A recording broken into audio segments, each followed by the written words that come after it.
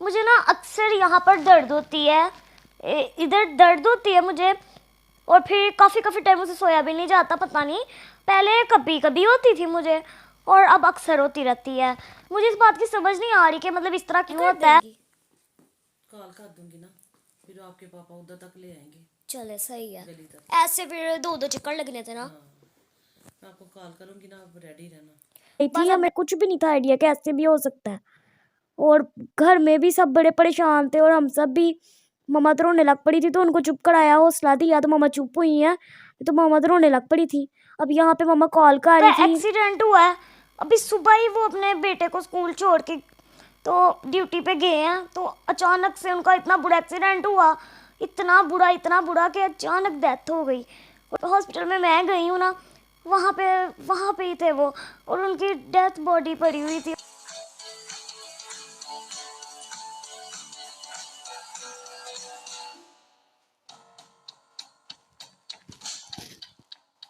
बिस्मिल्लाहिर्रहमानिर्रहीम। अस्सलाम वालेकुम फ्रेंड्स, कैसे हैं आप सब? उम्मीद करती हूँ आप सब ठीक होंगे। बट टाइटल देखे तो आप समझ गए होंगे कि आज की वीडियो में क्या है। और मैं तो ठीक नहीं हूँ। तो फ्रेंड्स आज मैं हॉस्पिटल जा रही हूँ। क्यों जा रही हूँ? इसलिए जा रही हूँ क्योंकि फ्रेंड्स मुझे ना अक्सर यहाँ पर दर्द होती है, इधर दर्द होती है मुझे। और फिर काफ़ी काफ़ी टाइम से सोया भी नहीं जाता, पता नहीं पहले कभी कभी होती थी मुझे और अब अक्सर होती रहती है। मुझे इस बात की समझ नहीं आ रही कि मतलब इस तरह क्यों होता है। तो इसलिए ज़्यादा मसला ना बन जाए, तो पहले से अगर बीमारी थोड़ी है तो उसका चेकअप करवा के ना उसको कवर कर लेना चाहिए। तो घर में टाइम नहीं था लग रहा मम्मा को, लेकिन मैंने फिर मम्मा को समझाया। मैंने कहा मम्मा बीमारी अगर ज़्यादा बढ़ गई तो फिर ना आप कुछ कर सकेंगी ना मैं, तो बेहतर नहीं है हम लोग थोड़ा सा टाइम निकाल के चले जाएँ। दरअसल निशान घर में होता है, फिर उसका भी मसला है और फिर पापा को भी उतनी देर बैठना पड़ता है और बाकी सब काम भी। और मामा, इसलिए मामा मेरे साथ जा रही है ना। फिर भी हमने कोशिश की, टाइम निकाला और अब मामा कहती है जब मैं ले जाती हूँ, तो मामा के साथ में जा रही हूँ हॉस्पिटल। अभी देखते हैं वहाँ पर जाके क्या मसला है क्या नहीं। अल्लाह ना करे कुछ ऐसा मसला हो, मुझे तो बहुत ज़्यादा डर लग रहा है।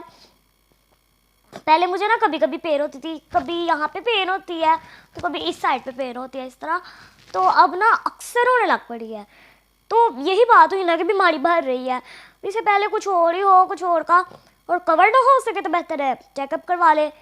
तो अल्लाह रहम करे फ्रेंड्स, प्लीज़ आप सभी मेरे लिए दुआ कीजिएगा। मुझे बहुत डर लग रहा है, दुनिया जहाँ की बीमारी है जैसे मुझे ही लग रही है और सारी मुसीबतें जैसे हम पे ही आती हैं।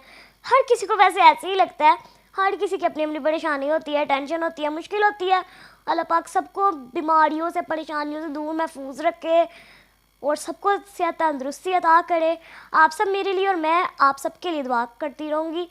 हम सबको एक दूसरे की दुआओं की ज़रूरत है, तो प्लीज़ आप सब भी दुआ कीजिएगा। तो फ्रेंड्स अभी मैं रेडी तकरीबन हो ही चुकी हूँ, तो ऐसे तो नहीं जाना, सबसे पहले ब्रेकफास्ट कर लेते हैं। अभी मैं इंट्रो दे रही हूँ, चले सबसे पहले ब्रेकफास्ट करती हूँ लाइट सा, उसके बाद जो है ना फिर चलते हैं। तो फ्रेंड्स अभी हम कर रहे हैं फटाफट से ब्रेकफास्ट। लाइट सा ब्रेकफास्ट है, ये मेरा है, बिस्किट्स है 2 पफ है और साथ में है टी।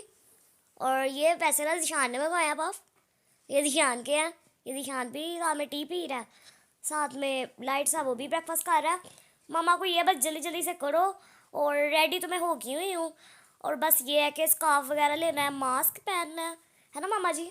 हाँ फिर आपने रिक्शा लाना है? हाँ, रिक्शा लाऊंगी, फिर बैठ के चले जाएंगे। कॉल कर देंगी? कॉल कर दूंगी ना, फिर आपके पापा उधर तक ले आएंगे। चले सही है, गली तक। ऐसे फिर दो दो चक्कर लगने थे ना। हाँ, मैं आपको कॉल करूंगी ना, आप रेडी रहना। बस अब ब्रेकफास्ट रह गया, चले हम जल्दी जल्दी से कर लेते हैं। मामा जी आपने भी खाया है कि नहीं? नहीं, मैंने भी नहीं किया, मैं करने लगी, पहले जिशान को कराऊं तो ना। अच्छा अच्छा, चले सही है, मैं अपना खुद ही कर लेती हूँ। मामा दिशान को करा देना तो फिर मामा भी कर लेंगी। तो फ्रेंड्स अभी मैं रेडी हो चुकी हूँ, मामा भी रिक्शा लेके आ चुकी हैं।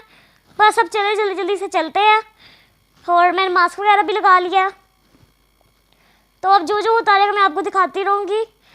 चलिए चलते हैं। तो फ्रेंड्स अभी मैं हॉस्पिटल आ चुकी हूँ और आते ही मैंने कैमरा भी ऑन कर लिया है। ये देखें, अभी सब अंदर एंटर हो रहे थे तो हम भी अंदर जा रहे थे और आगे गार्ड थे तो मैंने थोड़ी देर के लिए बंद कर दिया, तो अब मैंने ऑन कर लिया है दोबारा से। ये देखें अंदर पेशेंट वगैरह भी हैं, तो यहाँ से हमने सबसे पहले टोकन लिया तो मम्मा यहाँ पे टोकन ले रही थी, मैं यहाँ पे वेट कर रही थी, साथ वीडियो बना रही थी। लाइन इतनी लंबी तो नहीं थी लेकिन थोड़ा सा टाइम लग गया और मैंने चलो तब तक कहा कि चलो मैं वीडियो ही बना लेती हूँ आप सबके लिए। इस तरह से मैं आपको हॉस्पिटल दिखा रही थी और ख़ुद भी देख रही थी। पेशेंट वगैरह भी काफ़ी आए हुए थे। और ये देखिए फ्रेंड्स, टोकन अभी मिल चुका है। तो मैंने कहा मम्मा जी देना ज़रा, मैं भी दिखा दूँ।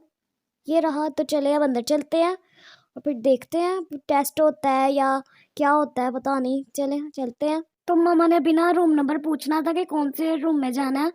तो यहाँ पे पेशेंट थे कुछ, मम्मा कहती चलो आप इनके पास रुको, तब तक मैं ज़रा रूम नंबर पता करके आती हूँ। तो थोड़ी देर के लिए मैं फिर यहाँ पे रुक गई और मम्मा तब तक फिर पूछ के आई।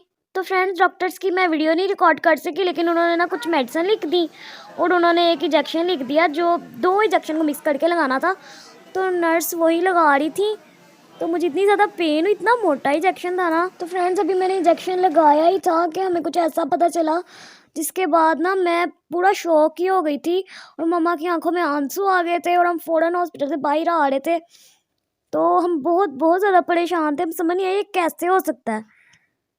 तो मैं आपको घर जाके बताती हूँ कि यहाँ पे तो मेरा दिल घबराने लग पड़ा था, दिल ख़राब हो रहा था। आगे मैंने इंजेक्शन लगाया था उसकी वजह से मेरी तबीयत ख़राब थी। तो ऊपर से जब ये सब सुना ना तो इसकी वजह से इतनी तबीयत ख़राब हो गई कि कुछ समझ ही नहीं था आ रहा। तो फ़ौरन हम बाहर निकले हैं और बाद में मैंने वॉइस ओवर कर रही हूँ तो मुझे समझ नहीं था आ रहा कि ये हो क्या रहा है। फ़ौरन रिक्शा ढूंढ रहे, मम्मा कॉल कर रही हैं और इतनी सैड न्यूज़ है, इतनी सैड न्यूज़ है। ऐसे होना ही नहीं था चाहिए, ऐसे बिल्कुल नहीं था होना चाहिए। अचानक से हो गया। अभी सब कुछ बिल्कुल ठीक था। मैं आपके सामने वीडियो बनाते बनाते आई हूँ, वीडियो बनाते बनाते सब कुछ हो रहा था, सब कुछ बिल्कुल ठीक था। मैं तो अपना चेकअप करवाने आई थी, हमें कुछ भी नहीं था आइडिया कि ऐसे भी हो सकता है। और घर में भी सब बड़े परेशान थे और हम सब भी। मम्मा तो रोने लग पड़ी थी तो उनको चुप कराया, हौसला दिया तो मम्मा चुप हुई हैं, तो मम्मा तो रोने लग पड़ी थी। अब यहाँ पे मम्मा कॉल कर रही थी, कॉल पे भी बता रही थी, साथ रिक्शे वाले को ढूंढा, रिक्शे वाले को रोका। तो ये देखे रिक्शे वाले अंकल इनसे कह रहे हैं कि आप ले चलेंगे घर। तो रिक्शे वाले अंकल मान गए थे। अभी रिक्शे में बैठेंगे, घर चलते हैं। मेरी तबीयत ख़राब होई जा रही थी क्योंकि मैं इतनी ज़्यादा सैड हो गई थी, मुझे कुछ समझ नहीं था आ रहा है कैसे हो गया। तो मैं इतनी परेशान थी कि ना कि मेरा दिल ख़राब होने लगा। कभी भी ना ट्रैवल करते वक्त ना मेरा दिल नहीं ख़राब हुआ, कभी मुझे चक्कर नहीं आए, लेकिन मुझे ना ऐसे फील हो रहा था जैसे मुझे ना चक्कर आ रहे हैं, जैसे दिल ख़राब हो रहा है और बहुत ही ज़्यादा बुरी हालत हो गई थी मेरी। मैंने कहा मम्मा यहाँ पे रिक्शा रोके जल्दी से, या तो मुझे पानी पिला दे या जूस पिला दे, नहीं तो कुछ हो जाना है, वॉमिटिंग हो जानी है मुझे ना। जल्दी से जल्दी पिला दे, जल्दी से या तो जूस पिला दे या तो पानी पिला दे। रिक्शे वाले अंकल को भी जल्दी जल्दी घर जाने की पड़ी हुई थी, वो भी बस चलाई जा रहे थे। लेकिन मैंने मम्मा को कहा मम्मा जी मुझे सच्ची में मेरी तबीयत ठीक नहीं लग रही, सबसे पहले कुछ पिलाए, रिक्शा रुकवाए। तो मम्मा ने फिर जाके यहाँ पे रिक्शा रुकवाया, अंकल ने रोका और ये देखें अभी शॉप से ले रहे हैं जूस। तो फिर मैंने भी थोड़ा सा जूस पिया, मामा ने भी थोड़ा सा पिया, फिर जाके हमारी थोड़ी हालत सही हुई।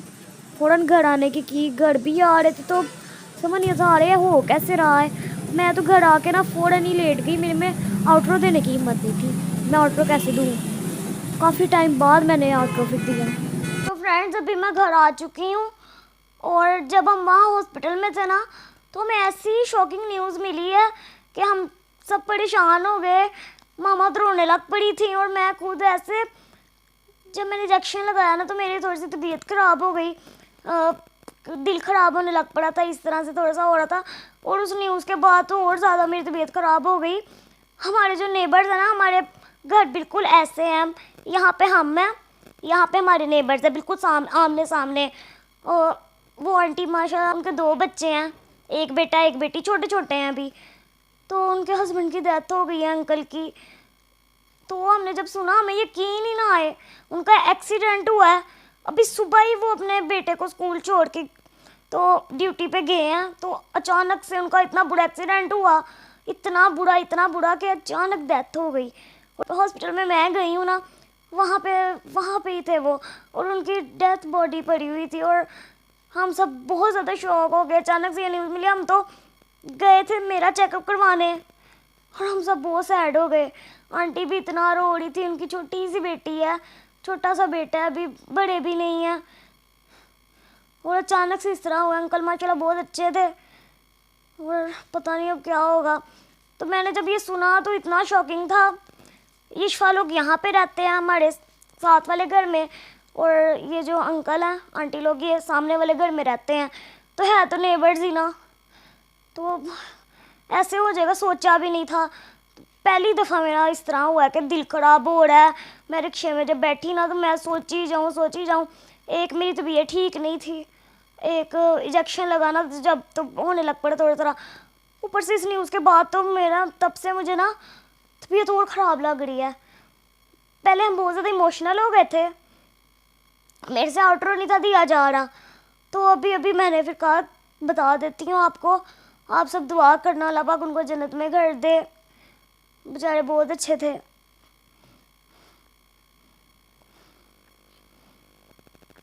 तो फ्रेंड्स यही मैं करती हूँ मेरा व्लॉग एंड, मुझे में और कुछ कहने की हिम्मत नहीं है, तो यही पे करती हूँ मेरा व्लॉग एंड। इंशाल्लाह मिलती हूँ आपको मेरे नेक्स्ट व्लॉग में।